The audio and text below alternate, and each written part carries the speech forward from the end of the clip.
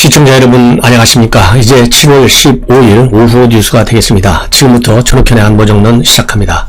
시청자 여러분들께서요 조금 번거로우시더라도 꼭 구독과 좋아요를 당부를 드리겠습니다.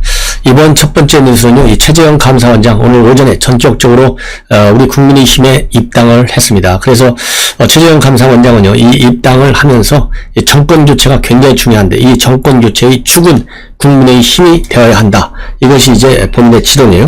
그리고 이제 새로운 시대적인 가치로서는 이제 통합과 치유 그리고 변화와 공존이라는 이 개념을 제시했습니다. 다 옳은 얘기죠. 얼마나 우리 국민을 분열시켰어요.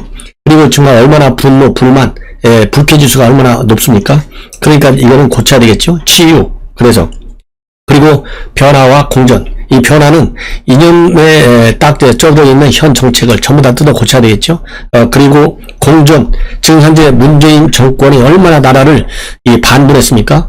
양극화가 경제적인 측면에서 뿐만 아니라 정치적인 측면에서도 양극화가 굉장히 심하잖아요. 보수와 진보의 분열.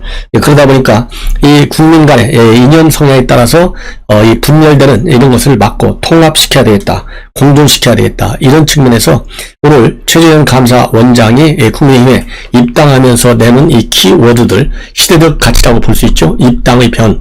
이것은 우리 국민들 특히 문재인 정권을 심판해내겠다고 생각하는 국민들 머릿속에는요 아주 지극히 당연하게 자리 잡고 있는 개념들이다. 이렇게 생각을 합니다. 그런데 역시 예상했던 대로요, 이미 문재인 대통령이 최재형 감사원장이 떠날 때, 지난 6월 28일 날 떠날 때 뭐라고 그랬어요? 아주 부적절한 사례를 남긴다. 굉장히 유감스럽다. 이런 얘기를 했잖아요. 그 연장선상에서, 그리고 물론 이제 뭐 정치적인 중립성, 감사원의 독립성, 이것을 해친다라는 얘기는 뭐 누구든지 다 하고 있죠. 예. 그런데 이렇게 이제 생각보다 빠르게 국민의힘에 입당을 하고 나니까 기다렸다는 듯이 말이죠. 여당에서 집중 포화를 지금 날리고 있어요. 야, 이거 아무리 그렇다 손 치더라도 참 지나치다라고 하지 않을 수 없을 정도로 비윤리적이고 비정치적이고 비상식적인 이러한 집중 포화가 쏟아져 나오고 있어요. 그래서 오늘 송영길 당 대표서부터 시작해가지고요, 웬만한 사람들, 속된 말로 입 달린 사람들은 다 한마디 안 했어요. 이럴 때 한마디 안 하면 민주당 의원이 아닌 것으로 오인받을 정도까지 다 한마디씩 하고 있어요. 그래서 이 내용을요, 얘기 안 해도 여러분들 뭐라고 비판한지는 다 아실 거 아니에요? 이 송영길 대표 같은 경우는 우리 헌정사의 안 좋은 사례가 된다. 그리고 이 검찰총장, 감사원장이 이런 식으로 공직 마지막 봉사하면 그야말로 이 본인이 그동안 했던 것들이 전부 다 정치적인 해위, 사전선거운동으로 의심받을 수밖에 없다. 이렇게 비판하고 있고요. 또 당연히 감사원의 독립성에 영향을 준다. 따라서 국민들에게 해명을 하라. 이렇게 얘기하고 있고, 대통령에 대한 예의와 도리가 아니다. 거기에 대해서도 의사표시를 하라. 이런 이 압박을 지금 내밀고 있습니다. 그리고요, 이 박용진 의원도 마찬가지입니다. 윤석열 최재형 미숙한 정치적인 선택이 두 사정기관을 정치 등용문으로 전락시키고 있는 그런 이 지옥문을 열게 됐다. 이렇게 얘기하고 있고, 이낙연 캠프도 말이죠. 초대 감사원장이라고 하는 사람, 이 타이틀이 너무나 아깝다. 그리고 또 이 김용민 의원 비판하는 시간조차도 아깝다. 진성준은 국민의힘 당은 민주주의에 대한 능멸이다. 그리고 이 독립운동하다가 노선이 안 맞으면 친일파에 가담해서는 안 된다. 이런 정청래. 그 다음에 윤건영은 사직서에 잉크도 안 말랐는데 어떻게 참았을까? 참 측은한 생각이 든다. 일일이 말이죠. 제가 다 여러분께 소개해 드리지 않더라도 정말로 입에 담을 수 없을 정도. 이 정세균 총리는요, 국민 배신, 신의 배신, 원칙 배신이고 배신자는 실패한다. 이렇게까지 막말성으로 비판을 하고 있어요. 그리고 또 그런데 말이죠, 이 최재형 감사원장이 감사원장에 임명될 때만 하더라도 파도 미담뿐이다. 이런 분들은 더 많이 알려야 한다. 이렇게까지 뛰어오른 사람입니다. 이런 이 감사원장을 갖다가 인격적으로 정말 매도할 이상을 지금 비판하고 있다. 이런 점에서 우리 야권에 계신 여러분들께서요, 이러한 파렴치한 여권의 비판, 아까 제가 말씀드린 대로 비윤리적, 비정치적, 비법률적, 비상식적 이러한 이 비판에 대해서 우리가 똘똘 뭉쳐가지고 이 최재형 감사원장의 여러 가지 이제 이 메시지가 나올 것이고 또 이 중요한 행보들이 나오지 않겠습니까? 이거를 다양한 방법으로 많이 전파해서요. 윤석열 총장, 최재형 감사원장, 또 이제 김동연 총리는 부총리는 어떻게 될지 모르겠죠. 그 다음에 장 내에 있는 우리 국민의힘 잠룡들 적극적으로 지원하고 성원해주는 활동에 우리가 한시라도 이 게을러서는 안 되겠다라는 생각을 다시 한번 하게 됩니다. 자, 이번 두 번째 뉴스는요. 오늘 오전에 윤석열 총장이 반기문 총장을 종로 사무실로 방문해서 만났습니다. 그래서 이 반 총장이 뭐라고 얘기했는지, 반 총장은 구체적으로 얘기를 별로 언론에 안 하고 있어요. 윤석열 총장이 이제 조금씩 언론에 했는데요. 이 언론마다 다 제각각으로 이 보도를 해가지고 참 이거 해석하는데 굉장히 어렵습니다. 그래서 제가 차근차근히 말씀을 드리는데요. 우선 기본적으로 제가 오전에 말씀을 드린 대로 우선 외교관 출신이잖아요. 평생을 외교안보만 했지 않습니까? 그러면 반기문 이 전 총장의 기본 생각 그대로 나타나고 있어요. 한미 안보동맹이 굉장히 중요한 하나의 축이다. 그게 잘 돼야 한반도에서의 안정과 평화를 유지한다. 이런 얘기를 했고요. 그 다음에 일관성을 갖고 남북관계를 추진해야만이 효과적인 결론을 얻을 수 있다. 이것이 이제 외교안보와 관련된 이 반 총장의 입장인 것으로 그렇게 지금 얘기를 하고 있습니다. 자, 그 다음에는요 또 동맹, 국가 간의 동맹, 그리고 전 세계적인 기후 문제, 이런 것을 논의했고, 그리고 이제 반 총장이 강조한 것은 안보라고 하는 것은 한순간에 무너질 수 있고, 국민의 모든 것을 앗아갈 수 있기 때문에, 한시라도 이 안보 태세에 소홀히 해서는 절대 안 된다. 이런 말씀을 했다고 전하고 있고요. 그 다음에 국가 안보에 가장 중요한 것은 국방도 중요하지만, 국가 간의 동맹도 중요하고, 한미 간의 확고한 안보 동맹을 잘 유지해서 이걸 기축으로 우리 한반도 안정과 평화를 유지해야 된다. 이거를 한 것으로 그렇게 되어 있습니다. 그 다음에는 세계적인 문제에 관해서 지대한 관심을 갖고 있기 때문에 반 총장이 국가를 경영할 때도 지속 가능한 성장을 유념하고 저개발 국가에 대한 지원을 통해서 국제사회에서 대한민국의 국격을 올려야 한다. 이런 점도 강조했다고 하는데요. 바로 이 점, 저개발 국가에 대한 지원, 이런 활동, 이거는요, 유엔 사무총장 할 때 입에 다르게 강조했던 부분이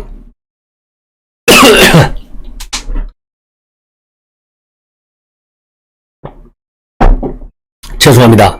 그런 부분에 대해서도 역시 큰 틀에서 이 국가 간의 연맹체인 국제연합 유엔의 사무총장이 있지 않습니까? 그래서 글로벌 이슈에 대해서도 이 반 총장이 윤석열 총장에게 죄송합니다. 한마디 귀중한 얘기를 한 것 같습니다.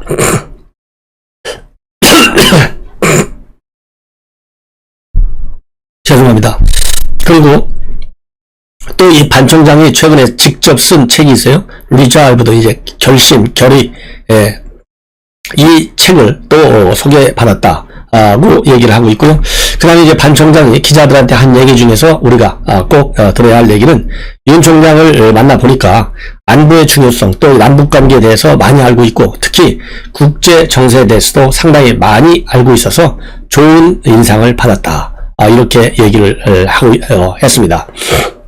그리고 이제 흔히 이 반 총장이 도중에 지난번 2016년도 대선 1년여 앞두고 이제 들어와가지고 그 당시 지지율이 한 30% 정도로 굉장히 높은 지지율을 받았는데 금방 내 2, 3주 만에 사퇴한 거 얘기를 많이 나눴을 것이다. 거기에서 좀 배울 거를 오늘 좀 들었을 것이다. 이렇게 누구든지 다 생각한 거 아니에요? 근데 그 문제, 즉 대선 레이스 도중에 하차한 거 이 부분에 대해서는요 별로 얘기를 안 했다고 합니다.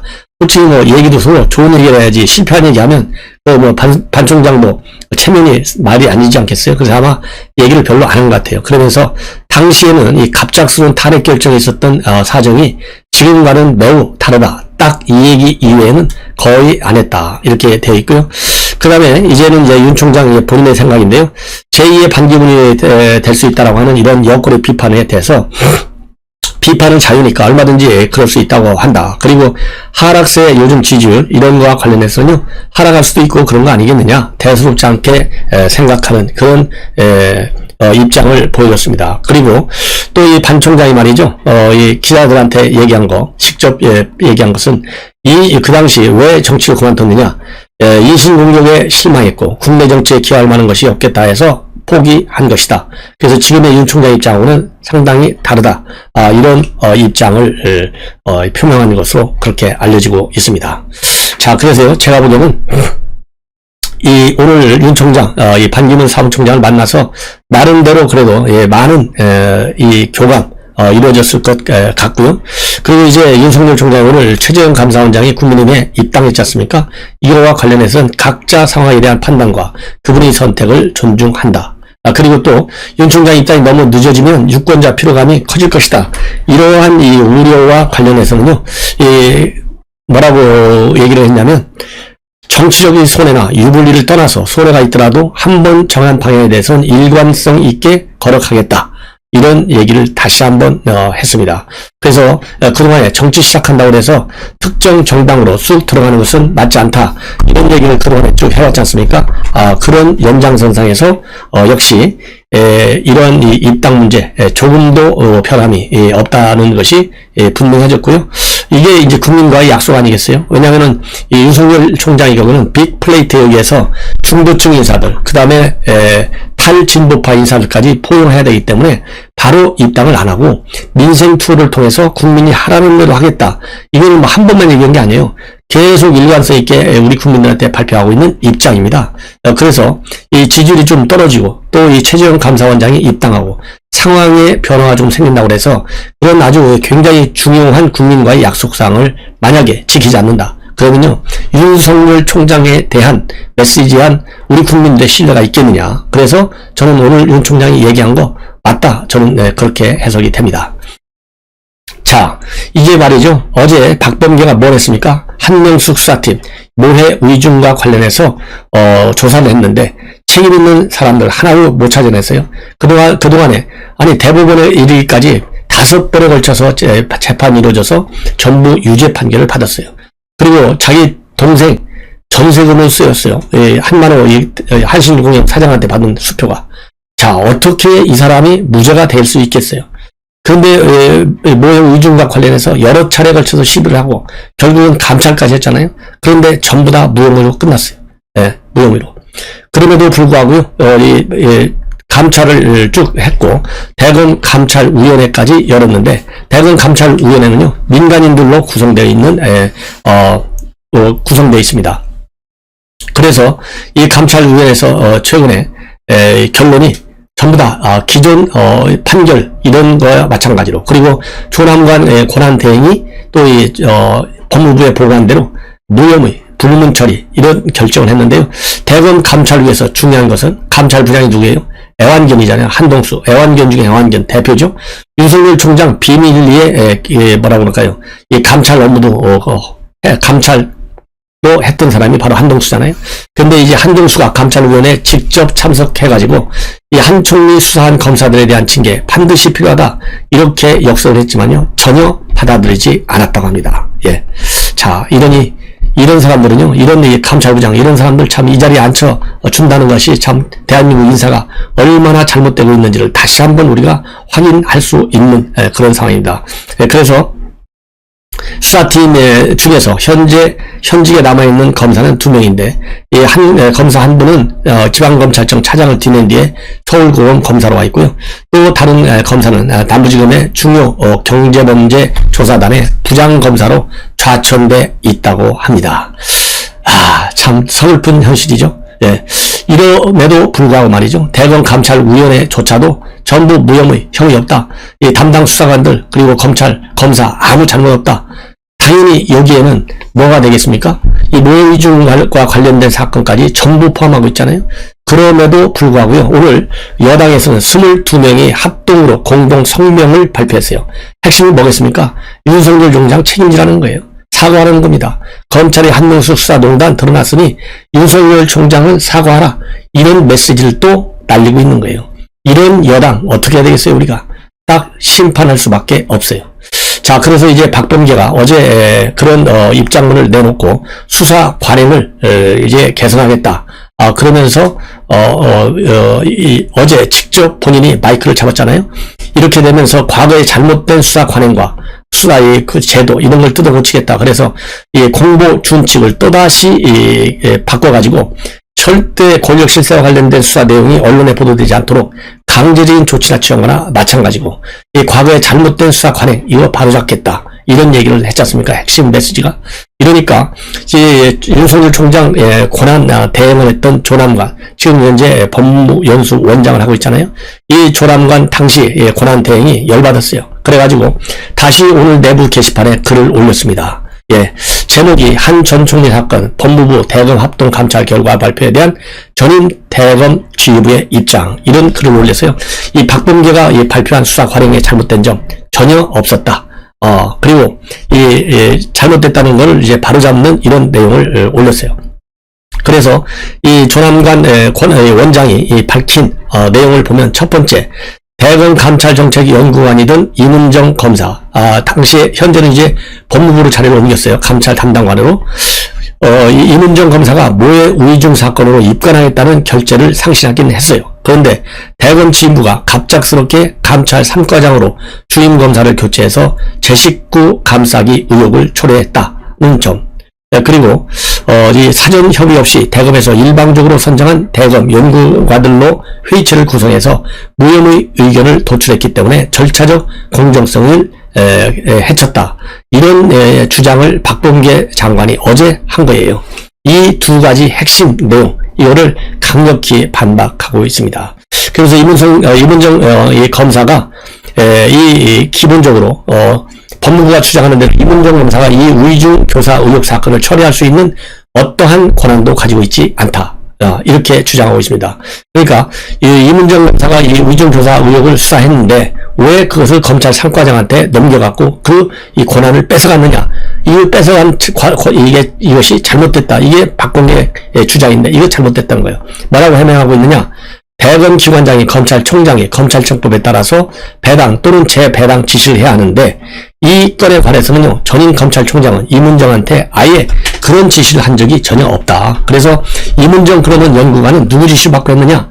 감찰부장 한동수 애완견 지시만 받고 이 사건 조사를 한 것일 뿐이에요. 이 얘기는 결국 대검 감찰 3과에 소속된 다른 검찰 연구관들처럼 주임 검사인 감찰 3과장을 보조한 역할밖에는 되지 않는다는 겁니다. 맞잖아요? 그렇잖아요?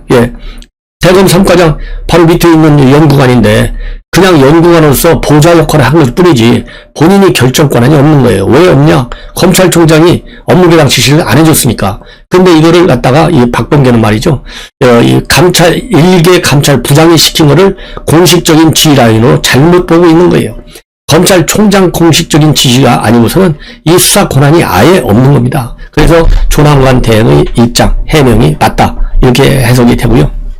그 다음에 또 방금 전에 말씀드린 대로 이 한동수가로부터 주임검사 지정을 받았다고 주장하는 거, 이거는 대검 부장은요 반드시 상사의 명을 받아서 업무를 처리하게 되어 있고 감찰과 수사 모두 총장의 결재를 받도록 되어 있어요. 근데 감찰부장이 이 사건 주임검사를 이문정 연구관으로 변경하려면 검찰총장의 명을 받아야 돼요. 그렇기 때문에. 그런데 감찰부장은 전임 윤석열 총장으로부터 그러한 지시를 받은 바가 전혀 없습니다. 따라서 조남관 원장, 결론적으로 법무부는 대검 지휘부가 부당하게 검사를 교체한 것처럼 발표했지만은 대검은 이문정 연구관을 이 사건 주임검사로 지정한 사실 자체가 없는 거예요. 그러니까 박범계 주장은 전혀 맞지 않은 것이죠. 그리고 이제 회의체와 관련해서 또 해명을 하고 있습니다. 당시 대검 검찰 연구관들로 회의체를 구성한 거, 이거는 대검 감찰부장이 전문수사자문단 회의를 거부해버렸어요. 그리고 또 공소시효는 임박해 있어요. 이러한 상황의 불가피성으로 인해서 대검 검찰 연구관들이 빨리 회의체를 구성해서 결론을 내려달라, 이렇게 지시를 한 거랍니다. 따라서 절차적 정의라고 하는 것은 오로지 법리와 직무를 따를 때 지켜지는 것이지 어느 한쪽의 주장이나 신념에서 실현된 것은 아니라는 믿음에는 전혀 변함이 없다. 이런 입장문을 내놨습니다. 자, 그래서요, 이 박범계 정말 이런 망신을 당하고서도 앉아있다? 이거 얼마나 참 기가 막혀요.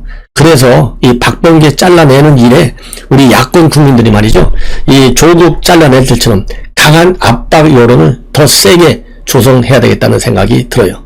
그런 취지에서도 우리 시청자 여러분들께서요, 제 방송 꼭 SNS를 통해서 여러분들이 생각이 같으시다면 많이 공유해서요, 이런 박범계, 더 이상 이런, 뭐라 그럴까요? 이 불법적, 이 지시 더 이상 내리지 않도록 강하게 견제해야 되겠다는 생각이 듭니다.